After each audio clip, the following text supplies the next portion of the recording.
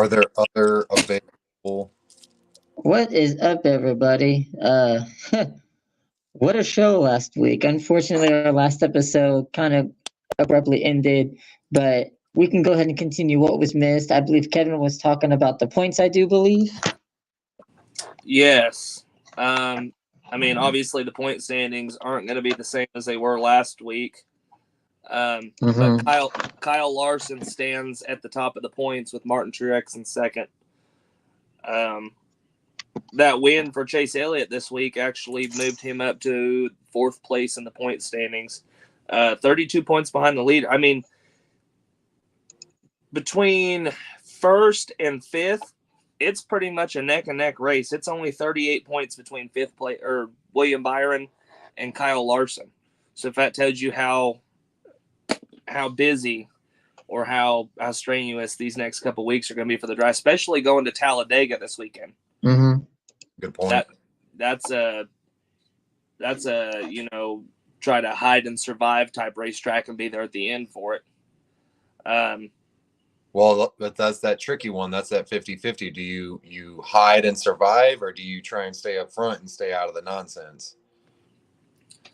I guess it just depends on how the race plays out. Right. We saw Daytona, everybody kind of being safe, especially with the pace being off by almost 2 seconds, everybody trying to save fuel. Right. So, I mean, it just depends on what the track temp is, what the weather is, what the cars are doing, how the handling and all that stuff is. But we always know that these super speedways are always unpredictable and everything that comes with them. Great point. Yeah, true. But what a great 3 days of racing! Holy crap! With our guy Don down there in Texas, getting us some followers. Don, how was Texas? Listen, y'all, if y'all haven't been to Texas Motor Speed, I know the TV doesn't portray the race well. I'm not silly. I'm not naive. But I'm still entertained. I can watch a Texas race on TV and be fine. Being at that racetrack in person is different. The atmosphere, the crowd, the cars, the excitement. I think having this race in April really paid dividends. I couldn't tell on the Fox's coverage, but there was a really good crowd there at Texas.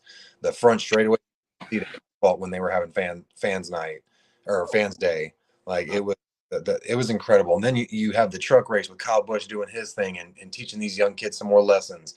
You got the Xfinity race where Ryan Sieg almost gets his first win after however many 300 something starts. And then of course you got the Cup race with Chase Elliott finally coming through with Hooters on the side and doing his parade lap the backwards way. So shout out to Alan Kawicki on that note. It was insane. If you haven't been to Texas, get your butt out to Texas because that track is just incredible. I hear you. Texas is one of those places that I want to head out to just because everybody says it's like you said, it's different on TV and it's a different whole nother animal being there in person.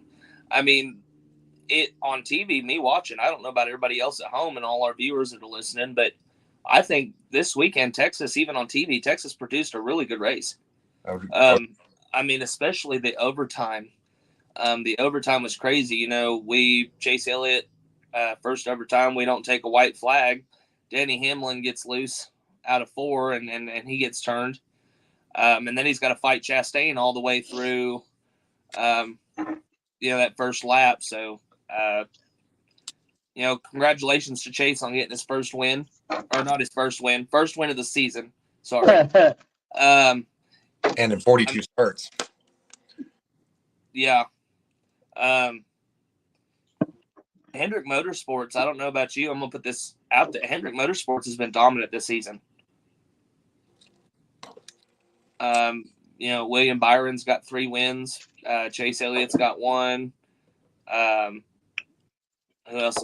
And Kyle's got 2. Kyle Larson, there you go. Kyle Larson's got 2. And their poise is the point. Hendrick cars have been running up front, been doing really decent, but we haven't yet to hear much about the 48 team. Bowman. What do we think's going on down there?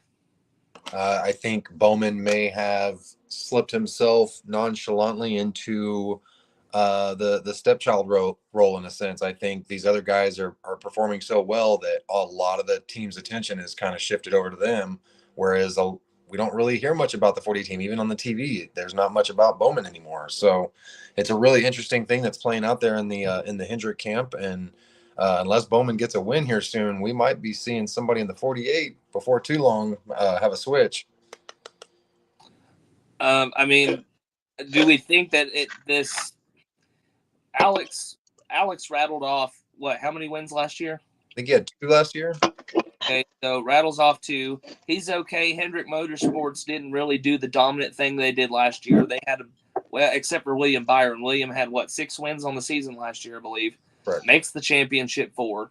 I mean, so close to winning the championship that something over there on the 48 team, whether it's all the money or all the effort and all that stuff is going to certain cars, or if it's an operator error, whatever's going on behind the wheel, being the driver. So do we question a mental thing? Could William have something going on behind the scenes that hasn't been spoken of that's hindering his ability to perform on the track? Or Alex, yeah.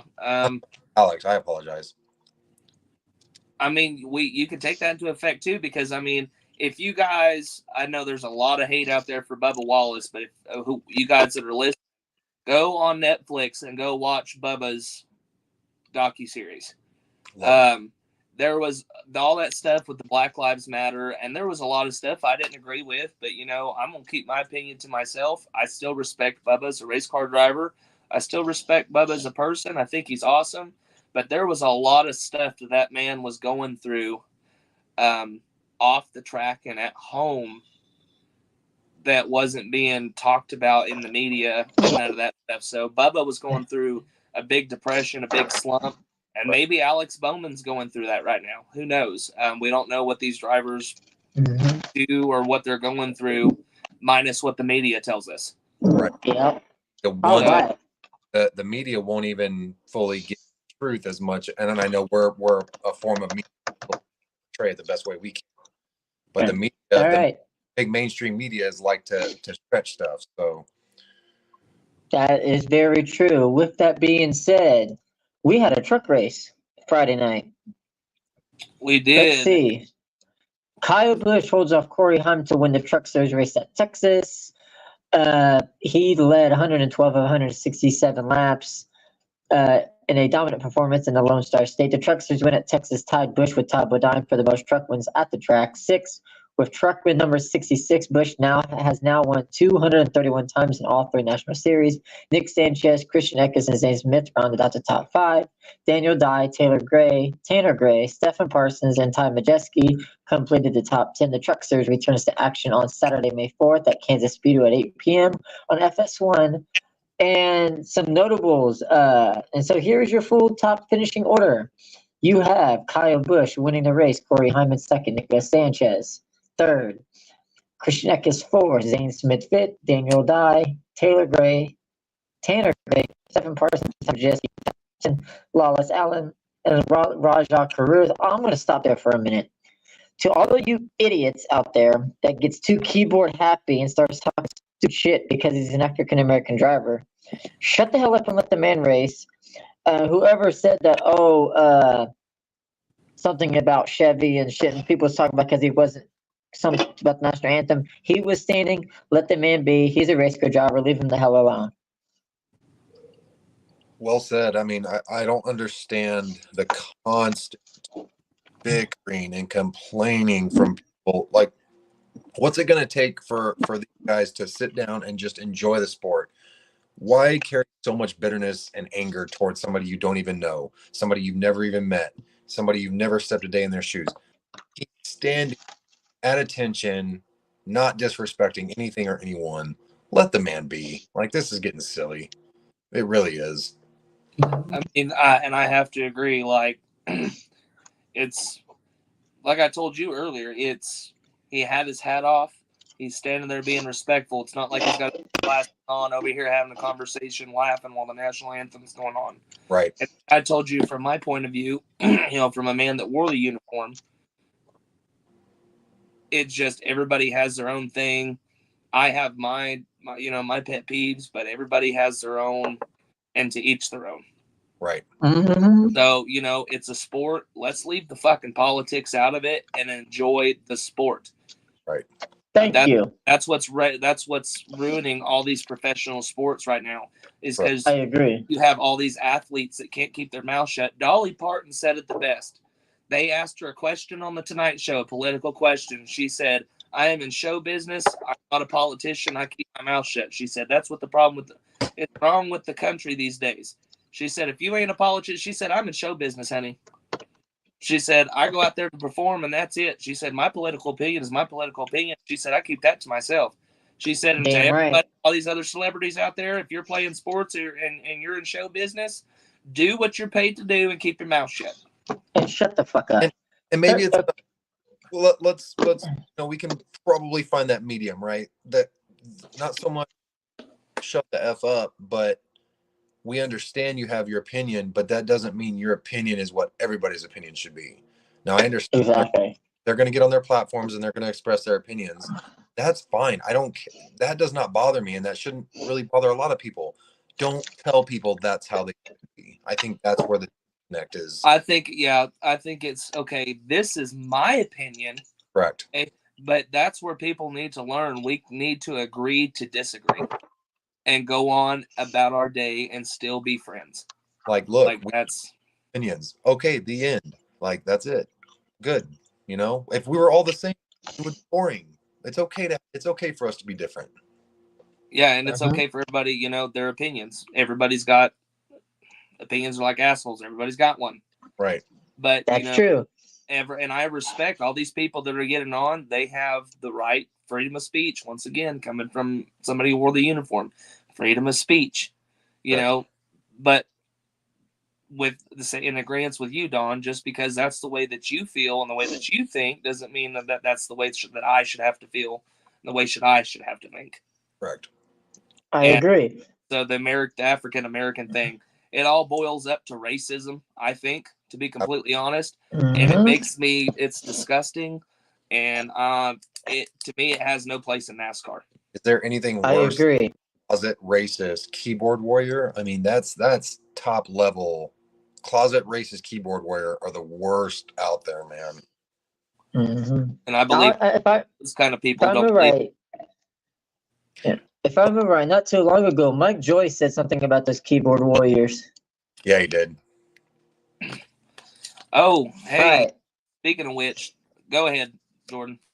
So, rounding out the rest of your field, Stuart Friesen 13th, Bailey Curley 14th, Matt Crafton 15th, Dean Thompson 16th, Johnny Sauter 17th, Connor Jones 18th, Jake Garcia 19th. Not bad. Mason Massey 20th, Timmy Hill 21st, Holmes 22nd, Ty Dillon 23rd. Still don't understand why he's in that truck. Ben Roach 24th, Chase Purdy 25th, Matt Mills 26th, Spencer Boyd in the number 76 Chevrolet 27th, Keith McGee, that's a pretty dope ass name, 28th, Grant Enfinger 29th, Chris Wright 30th. I interviewed him a few years ago. He's a pretty nice guy. Lane Riggs in the 31. Thad Moffitt 32nd. Memphis Villarreal, whoever the hell that is, 33rd. And Taylor Ankrum 34th. Man, I'd say that Friday night was a hell of a race. We had we'll get to Xfinity and Cup here in a minute. But all the races we watched this weekend, none of them disappointed at all. Between the lead changes, reasons for caution, we really didn't see a lot of tire issues this time around in Texas, which is good. The truck race, I believe the compound, the tire they brought for the truck race, the way that it rubbered up, opening up all those lanes. There was a total of, I think, three lanes. They had a bottom, middle, and top lane. So for that, awesome job, Goodyear. Awesome job, NASCAR, for the testing to be able to bring Goodyear into the sport and be able to bring a good tire like that. And then just the racing in general. You had Corey Heim, Nick Sanchez, and Kyle Busch. Those three up there fighting all night long. And it kept you on your toes. It was a nail biter. Right. Especially at that last restart. And then in the closing laps, man, Corey Heim was just reeling Kyle Busch in. Yeah, and right there when they came across the start-finish line to finish the race, take the checkered 1-2, if there'd have been one more lap, Corey Heim would have been the winner at Texas. Might have gotten a run on side draft. That's coming. I'm a Kyle Busch fan, as you can see. Right. And yeah, Corey Heim would have had Kyle. Kyle didn't have that strong of a truck on the bottom to be able to hold off Corey on the top. And Corey definitely would have completely cleared and took it in 3 and 4. So congratulations to Kyle Busch. Congratulations to Corey Heim on a second place finish. And once again, not to mention, Chevrolet dominated and swept the weekend. Yep. All right. And shifting gears, Sam Mayer edges Ryan Sieg in an incredible Xfinity photo finish. Banks $100,000 bonus at Texas. Sam Mayer stole the show in a wild Andy's Frozen Custard 300 at Texas Motor Speedway. Mayer edged out RSS Racing's Ryan Sieg by 0.002 seconds to nab his first victory of the season, and bested his fellow Xfinity Dash for Cash competitors in Justin Allgaier, Chandler Smith, Sheldon Creed to a $100,000 bonus. Colleagues AJ Allmendinger rallied to a 4th, and Stuart Hodge Racing's Cole Custer rounded out the top 5. Allgaier looked like the favorite to visit victory lane as the number 7 junior motorsports driver led a race high 117 laps before late restarts through the field for a loop with 17 to go. Austin Hill, Ryan Truex, Sammy Smith, Jesse Love, and Anthony Alfredo completed the top 10. The Xfinity Series shifts gears to Talladega for the Ag Pro 300 on Saturday at 4 p.m. What a career best finish for Ryan Sieg. Holy shit. Man, those last couple laps between, Ryan had a strong car, and I honestly thought Ford may have figured out their problems and Ford was going to get their first win. Ford was right there. What was it? 0.053? 5/100th of a second, I think it was. 0.003, I think, was the final number. Okay. 0.002. Okay, so, it was pretty much the front of a splitter that determined the winner of the race. The tip of the splitter. And once again, hands down to NASCAR and Goodyear. In all 3 series, we got awesome racing, opened up multiple lanes of racing. And we've seen nothing but tire issues, especially with the next-gen car at Texas. Look at Kyle Busch last year, blowing the right rear and backing into the wall in 1 and 2. Yep. Didn't agree with the compound they had laid down, and they had nothing but issues. And it looks like NASCAR and Goodyear have figured out how to produce a decent race at Texas. But interrupt on that real quick. It was, they didn't put down a resin, they didn't put out a compound. They let the cars put what they needed down on the track to create the best possible scenario. I think that was huge. Yeah, no, I was referring to the resin they had. I think it was last fall. Yes, you're right. Yeah, I think that resin, I think Bristol proved it, has caused a lot of tire issues, a lot of racing issues. I don't think NASCAR needs to lean on that resin anymore. I believe at this point, they just need to leave Texas alone. The way they did this weekend, in the time of day, the heat, the weather, all the environment of the race that NASCAR put together this weekend, I give NASCAR an A+ on the weekend sweep. Truck, Xfinity, and Cup. But going back to Ryan Sieg, man, he had a strong car, but whatever they did to that one car on that last pit stop, Sam was fighting for 5th and 4th. He had a pretty decent car. He even said he thought they were going to finish top 5. Didn't think they had a chance to win the race, and then they made that last adjustment, and all of a sudden Sam had a rocket ship. Yep. Now going to Ryan Sieg, he said something. Ryan said he thought about putting Sam in the wall for the win. From a racer's perspective, if you're fighting for your first win and like that, we also add the aspect in of respect in the garage, which all 3 series lack a lot of these days. But in order to get your first win, if you're Ryan Sieg coming out of 3 and 4 and you're door to door, do you door Sam Mayer and put him in the wall and take the win, or do you fight for that? That's a really interesting question, because as a racing purist, as a racing fan, growing up in the sport, growing up in the shop at my uncle's race car shop, I saw how devastated they would be seeing the car that you put so much time and effort into building and putting on the racetrack get destroyed on something that was preventable. I can't wreck a guy. I can't wreck a guy for a win. I can't wreck a guy for a lot of reasons. And that being one of the main ones. Too much time and hard work that your team goes through. You race it clean and you let the results be the results. And I think the door bump right there before the dog leg was just beautiful racing. And I'm so glad that one didn't wreck the other, because I think that would have really changed the entire dynamic of how that finish was. And it ended up being a beautiful finish. Even though the underdog didn't win, it still ended up being a beautiful finish and a great race. Yeah, I believe it was a lot of clean racing. I mean, it was a lot of good, clean racing. Right. Very intense, door to door, dragging on each other's fenders. We haven't seen that kind of racing from really any of the series at Texas like that in a while. Right. And like I said, again, kudos to NASCAR for bringing us a good weekend. Yeah, with the time we have remaining, Chase Elliott wins Texas Thriller in double overtime to snap winless streak. Chase Elliott held off the field in a thrilling, wildly popular double overtime victory in the Auto Trader Echo Park Automotive 400 at Texas Motor Speedway Sunday evening to earn his first victory in 42 starts. Wow, 42 starts, went winless for 42 starts. Your finishing order: Chase Elliott, Brad Keselowski, William Byron, Tyler Reddick, Daniel Suarez round out your top 5. Chase Briscoe, Bubba Wallace, Austin Dillon, Kyle Busch, Carson Hocefer round out your top 10. Joey Logano, Ryan Preece, Ty Gibbs, Martin Truex Jr., Chris Buescher round out the top 15.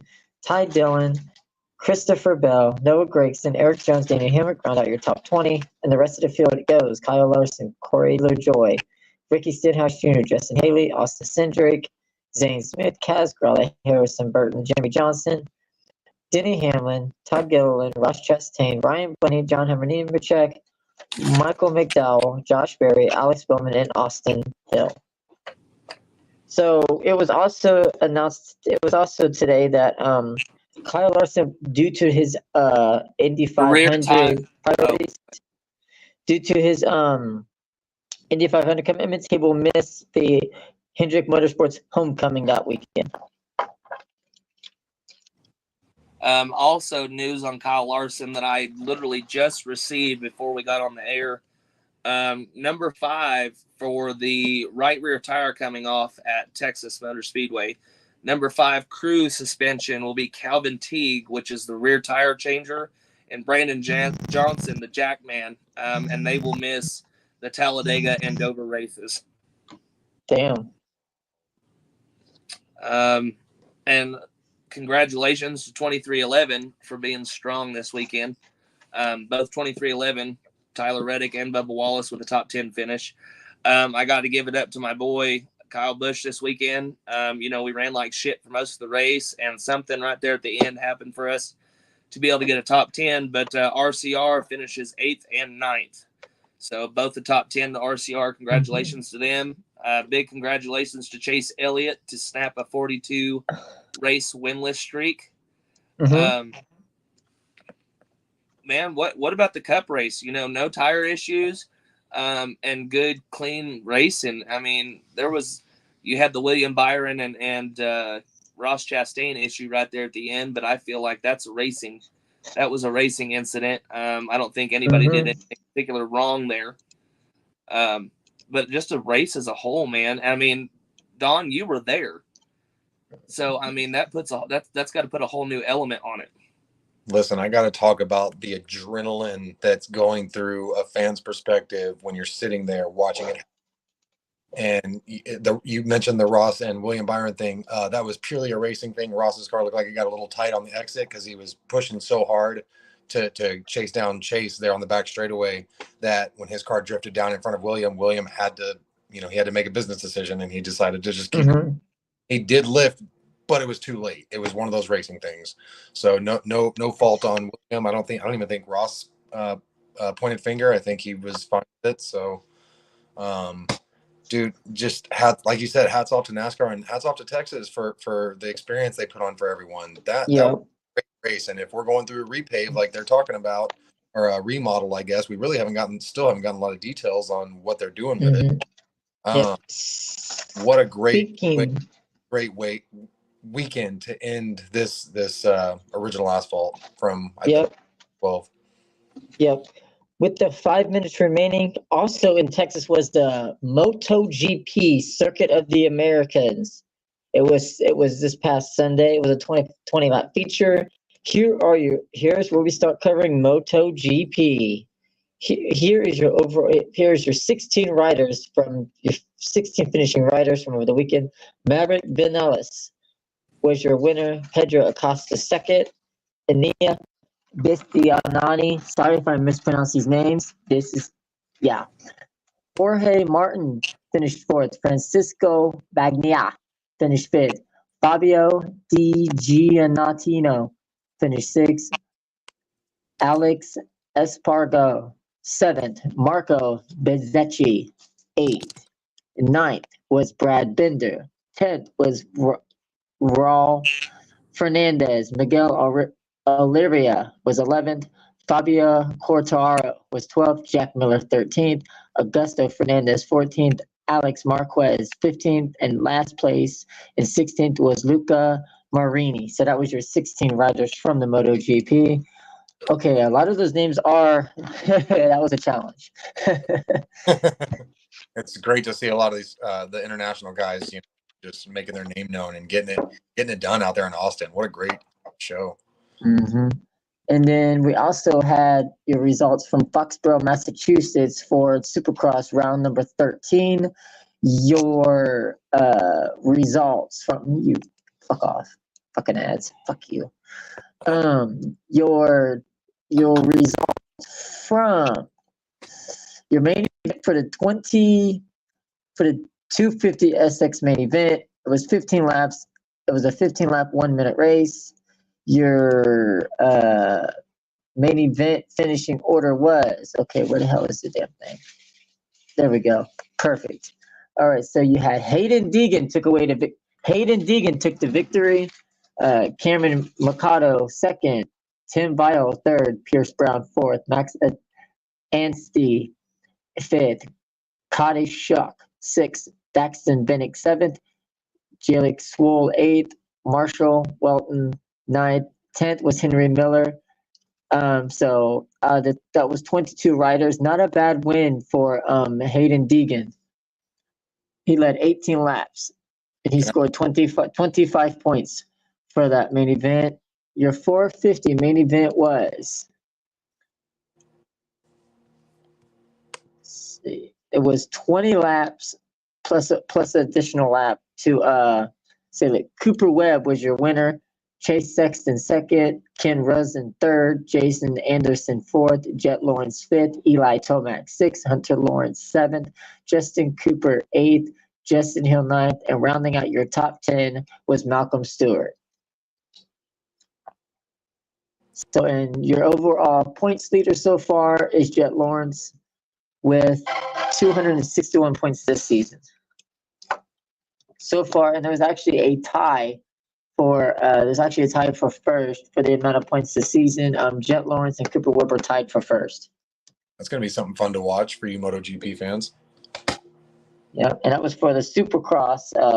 That was for your Supercross guys as well. So MotoGP is well in effect. Supercross is winding down. I think pretty soon we're going to be getting into the World Championship portion. Let's see. Their next race will be, your upcoming races for Supercross is Nashville from Nissan Stadium, Philadelphia for round 15th on April 27th.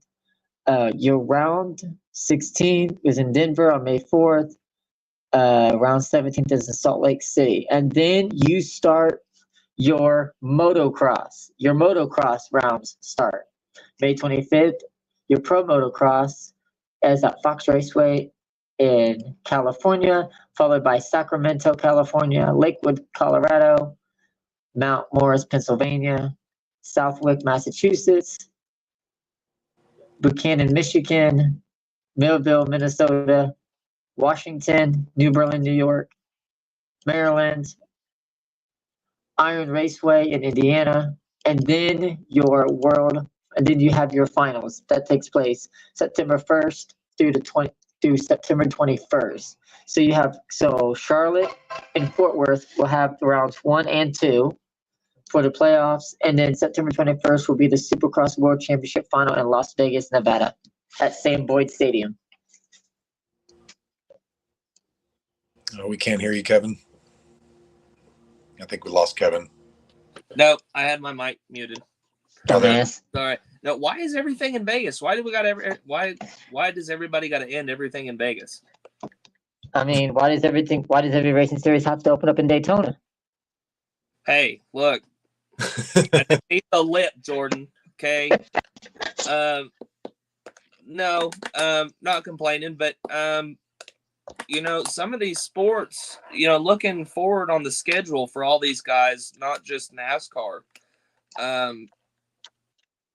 tracks that we have going around the country talking about shutting down our short tracks.